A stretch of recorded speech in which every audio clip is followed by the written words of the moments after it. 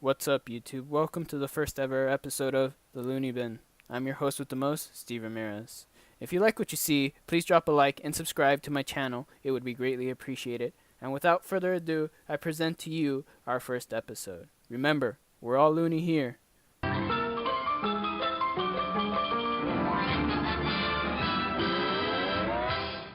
If you haven't noticed from the title of this video right now, we're going to be talking about music.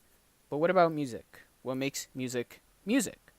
Well, the easiest way to explain that was with a little history lesson. And I know I hate history, but we gotta do it. So today we're gonna explore the roles of technology in music and where we're gonna head with it. Now, music's been around for a really long time. And understandably, we don't have the time nor the mental capacity to try and go all the way back. So, that being said, we're going to start off at a certain point in history. The point is going to be when electronic components were first introduced. And this was done in 1931. 1931, you guys, in the United States by George Buchamp and electrical engineer Adolf Rickenbacker. They had this bright idea of making a guitar out of steel and running an electrical current through the strings in order to produce that clashing metallic sound that we love so much. Like the great technology breakthroughs that we have today of like Apple and Microsoft, they created this first guitar in the garage of Buchamp's house. Well, they did it before the trend, of course. Now, what the Americans did was pretty damn cool. Electric guitars, pretty damn cool. But what the Russians did was way cooler. In 1920, a Russian psychiatrist by the name of Levi Sergeyevich Tremin, yes, that's his name, created the first all-electronic instrument known to man, known as the theremin. If you don't know what a theremin is, it's flashing right up on the screen right now. Watch, it's flashing. There it is. But what the theremin is basically you manipulating airwaves with an electrical current in it, and it makes a cool sound. I'm not going to explain the science, but that's how it works. While everyone else in Russia was fighting the Russian Civil War, he was touring around Europe playing his theremin. That is the smartest way of getting out of a war, you guys. We should do that for World War III. I'm doing that for World War III. I have to learn how to play an instrument. He would move to the United States in 1928 and patented his instrument to make it available for mass production. But like all Russian things, the Soviet Union would come around and ruin it. In 1938, the KNVD, the earlier version of the Soviet secret police, found Thurman in New York and shipped him back to the Soviet Union, where they made him work in a labor camp in Siberia for almost 30 years. They shut this guy down, you guys. Shut him down. And he resurfaced to the public 30 years later. And that's about as far as you can fall. He went from musician to laborer. What the hell, you guys? Why did we do this? God damn. Of course, there was other cool stuff that we've made. The keyboard, the electronic violin, the electronic drum, the bass guitar, and so on. But most recently, we've become more dependent on stuff like voice boxes and autotune. What's a voice box and autotune? Well, listen to any given artist nowadays, you're probably going to hear it. Just think Darth Vader. If you don't know who that is, then you've been living under a rock or something. Who knows? Who knows? Autotune was first created in the 1990s by a guy named Andy Hildenbrand, who basically made it so anyone can sound like a musician, no matter how good or bad you are. Is this cheating? I don't know. I really don't care. But the big question we're going to ask ourselves today is, what does this mean for our music industry? What is going to happen to our music industry because of this change? Well, probably the first thing we're going to notice is that big stars are going to start seeming a little more lazy, and we're really going to stop creating music and start relying more and more on technology. Major music labels can see this opportunity to outsource their music to cheaper artists who sound just as good as the big ones like Beyonce and who knows who else, and could potentially be more profitable.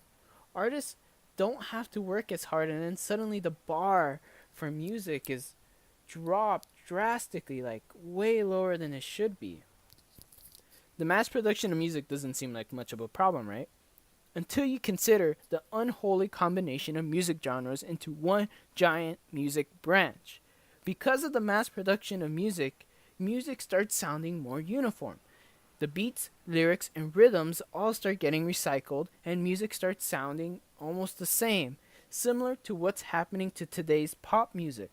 If you haven't listened to today's pop music, most of it sounds the same, regardless of the artist, because they keep sharing similar strategies because they work to make money. It's interesting to think about, but what will happen in the future if we start increasing our dependence on this technology to make our music?